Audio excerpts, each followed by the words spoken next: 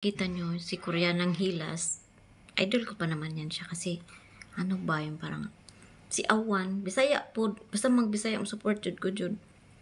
Balag di ko niya mapansin, support jud ko. Pero, nanghid man siya ni Mikay God, Mikay Ortiz, na musabay gali siya sa kagubot, sa mga bash, musabay siya para mag-trending sad siya, kaya wala na gali siya kita.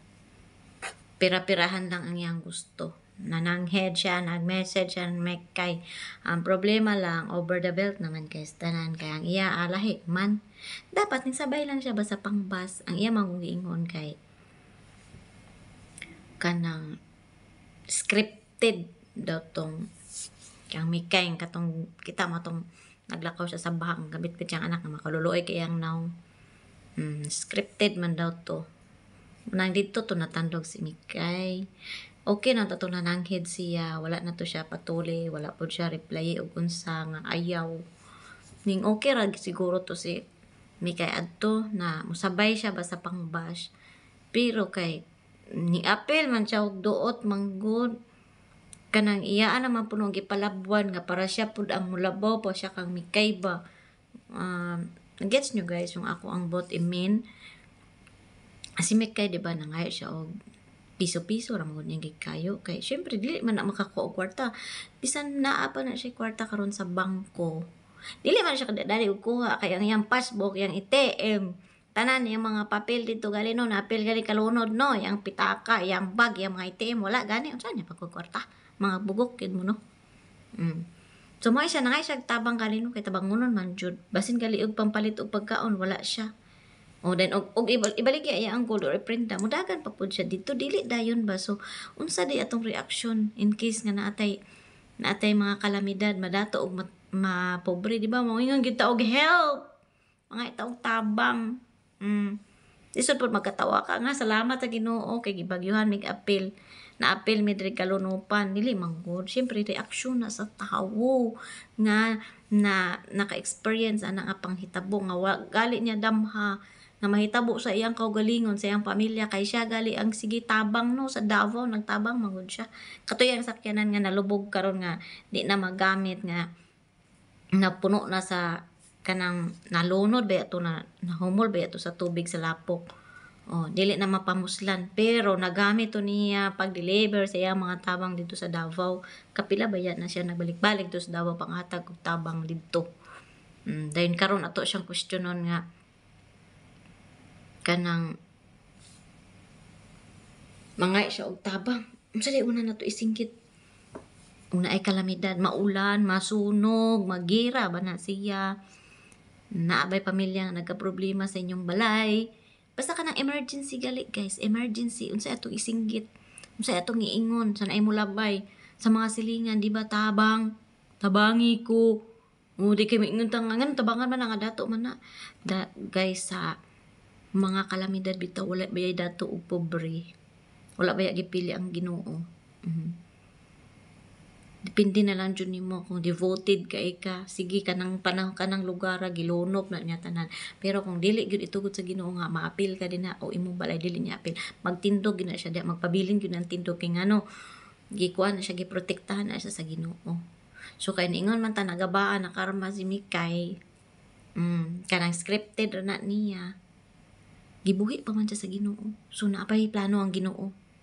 Naapay plano ang Ginoo karon inyo siyang gibash kay nangayo. Asa di ang kwarta dato man na nagpaibog og kwarta. Wa moy labot og dagan siya kwarta ya matong hinaguan. Kumingon mo na karma kay gikuha to sa Ginoo og balik. Sige lang mubakod man siya kay wagay siya patya sa Ginoo no. Wala man sila nalumos bisan usa sa iyang banay wala nalumos tungod kay dili pa to niya panahon og dili pa pud mosugot ang Ginoo nga mawala siya. Kay tungod naapay plano ang Ginoo. Wala untong kwarta basin tagaan siya og second chance na usbon. Kung ingon mo nga nagpadula siya, nagpromote siya og mga dula ana. So karon na wash out to. Gusto ang Ginoo nga utrohon niya ang thinking ni Mikay. Ang mindset ni Mikay ang utrohon to talaga naman kag kwarta ayo na pag-promote siguro ana. So basin karon ma-realize ni Mikay di na ako mag-promote kay no need naman mag-promote kay tanawa karon sa inyong pangbash sa iya milyon yang kita pod. Di ba? Ana man agud. Naaman joy panahon nga muana ta. Pero mas makaluluoy ta kung maana na ta dayon mamatay pud ta. Di na ta kabalik og tindog. Di na ta di na nato ma-prove sa tong kaugalingon nga kaya nato. Although nga lisod jud ibalik, lisod jud isugod sa uno. Maglisod man jud basta primero no, labi nang nidato na ta. Di mabalik ta og kahagsak sa kung asa tagikan, pero dapat dili na ninyo ikahadlok guys o mabalik tag ka pobre baron o sa kalisod kay di man tagikan.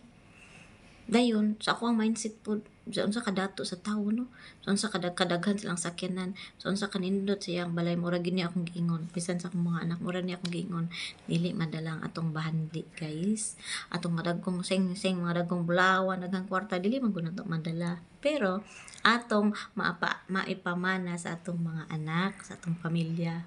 Mo lang na siyang advantage, pero sa imong pagkadalo ka bisan og piso, dalo jud ka.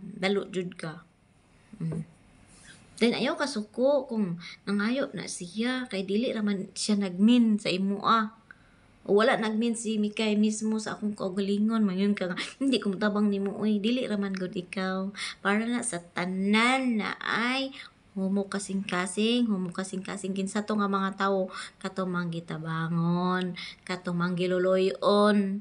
Maluoy magalitan na ipulubin des daplin no, piso ra gay ilang gusto. Kamo basin sina na ipulubin din di mo mohatag. Ako kay magsakit jud akong dughan. Bisan wala ko ikahatag, pobre ko, pero mohatag ko nila gagmay. Mohatag jud ko.